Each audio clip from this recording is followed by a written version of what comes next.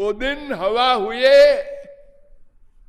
वो दिन हवा हुए कि जब पसीना गुलाब था। वो दिन हवा हुए कि जब पसीना गुलाब था। अब इत्र भी मलो तो मोहब्बत की बू नहीं। वही शरीर है, शरीर में कोई अंतर नहीं। तो ये शरीर का दुख, और इससे अनंत गुना बड़ा दुख मन का। कामनाएं बना बना करके उसकी पूर्ति हुई तो लोभ, पूर्ति नहीं हुई तो क्रोध।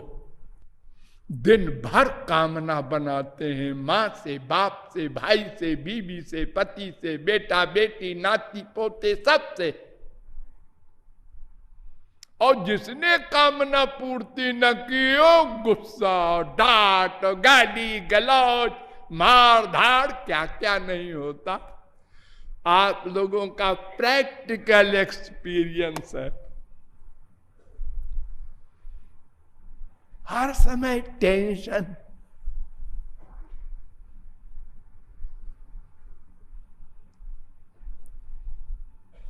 और आजकल तो इतना टेंशन है कि जो मानसिक रोग के डॉक्टर हैं वो कहते हैं भीड़ रहती है हमारे यहां।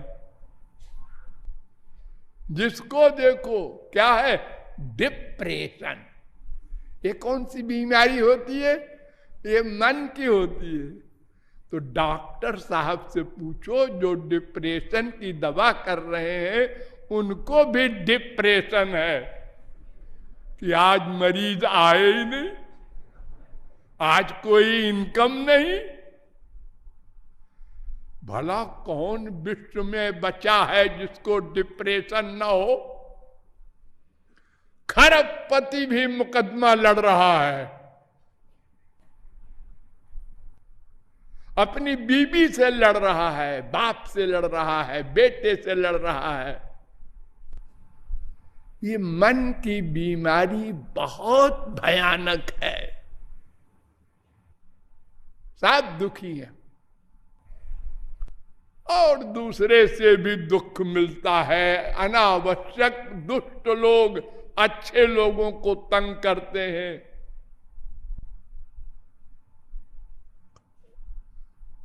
और सर्दी, गर्मी, जाड़ा आदि का भी कष्ट, ये तमाम प्रकार के कष्ट।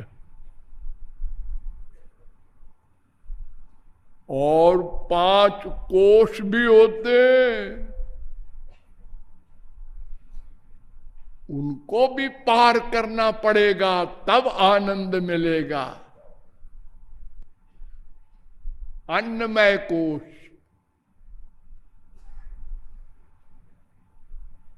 स्थूल शरीर का, और सूक्ष्म शरीर में 3 कोश होते हैं।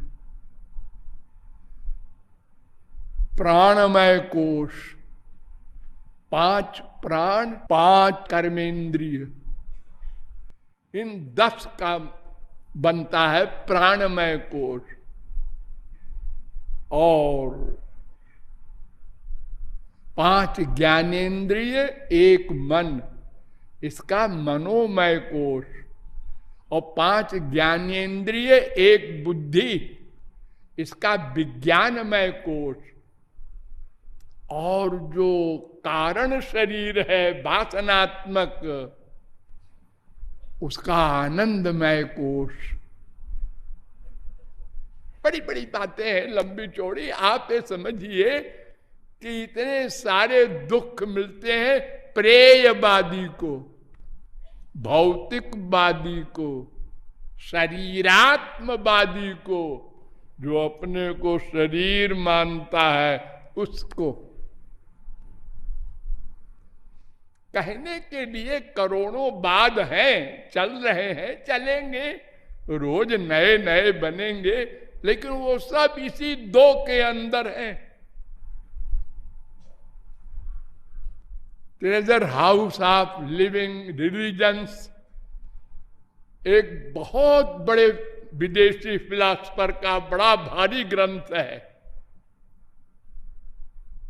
अर्नेस्ट ह्यूम ने लिखा है। उन्होंने 11 धर्म बताए हैं।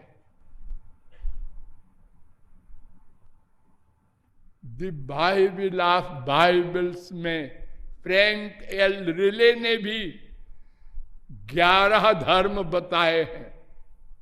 उसमें 8 तो हमारी इंडिया में है और 3 बाहर हैं। चीन में ताओ धर्म और कन्फ्यूशियन धर्म, जापान में शिंतो धर्म और बाकी 8 इंडिया में, हिंदू धर्म, मुस्लिम धर्म, सिख धर्म, ईसाई धर्म, पारसी धर्म, यहूदी धर्म।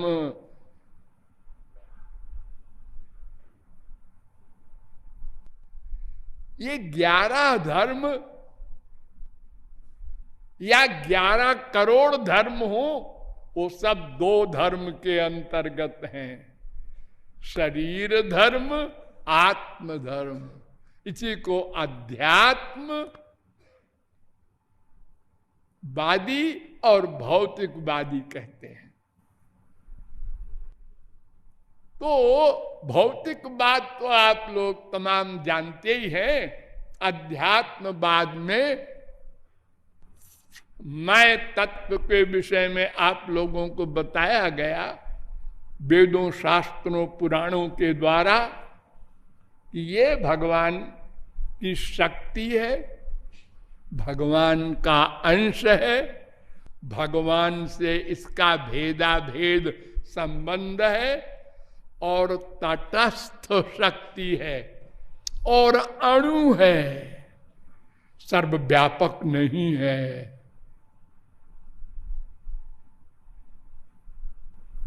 कुछ थोड़ा सा बुद्धि का विषय, कुछ केवलाद्वैतवादी कहते हैं कि देखो जी ऐसा है कि जीव जो है इसकी उत्पत्ति नहीं होती ना। हाँ, नहीं होती, हम भी मानते हैं, वेदांत भी मानता है। न आत्मा श्रुतेर नित्यत्वाच्यताभ्या 2-3-18 और अजो नित्या शाश्वतोयम पुराण 1-2-18 कठोपनिषद भी कहता है और गीता भी यही कहती है और भागवत भी यही कहती है। न घटत उद्भव प्रकृति पुरुषयो रजयो हो।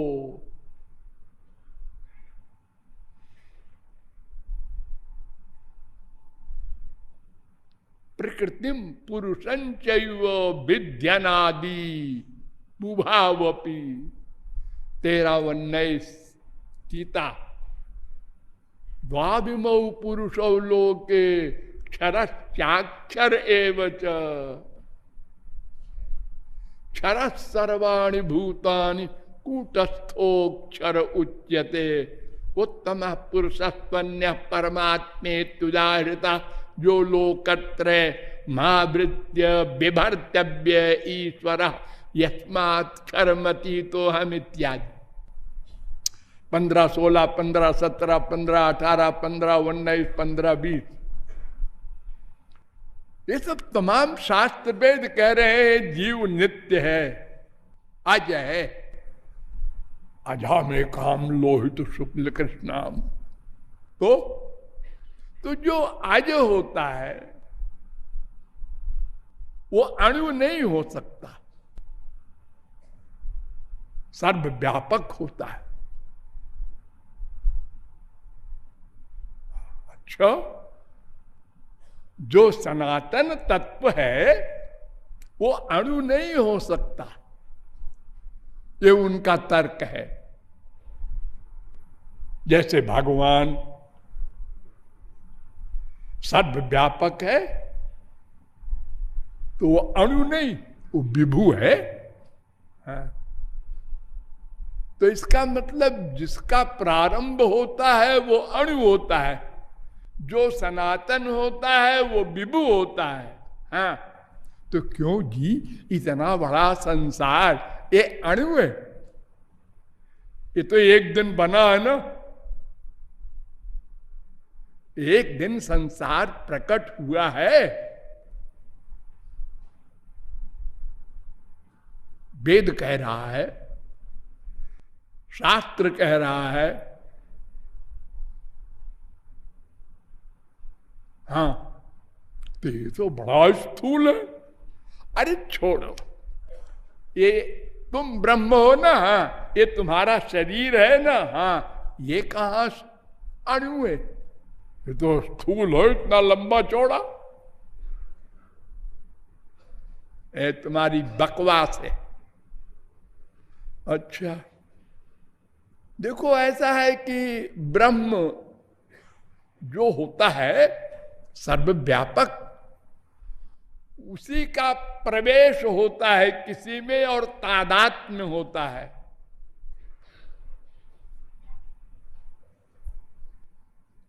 तो जीव का भी प्रवेश होता है, तादात्म्य होता है इस शरीर से। शरीरम अभिसंपद्यमान सवायम पुरुषो जायमान शरीरम अभिसंपद्यमान 4-3-8। इसलिए ये पॉइंट भी तुम्हारा गलत।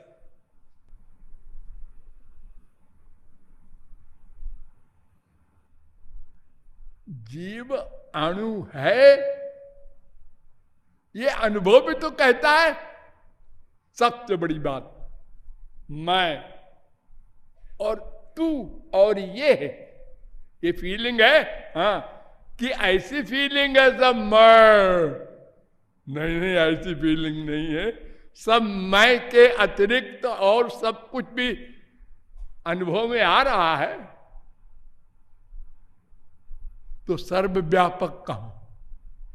अगर ये मैं जीव सर्वव्यापक होता तो मरने के बाद ये उत्क्रांति गत्या गति कैसे होती, जो वेद कह रहा है। सहदास्मात् शरीराद उत्क्रामति सहैवैतैः सर्वैरुत्क्रामति। और वेदांत भी कह रहा है उत्क्रांति सुषुप्त उत्क्रांतियोर भेदे न 1:3:43। तो जीव अणु ही है और वो सदा अणु रहता है। दूसरा पॉइंट, मरने के बाद भी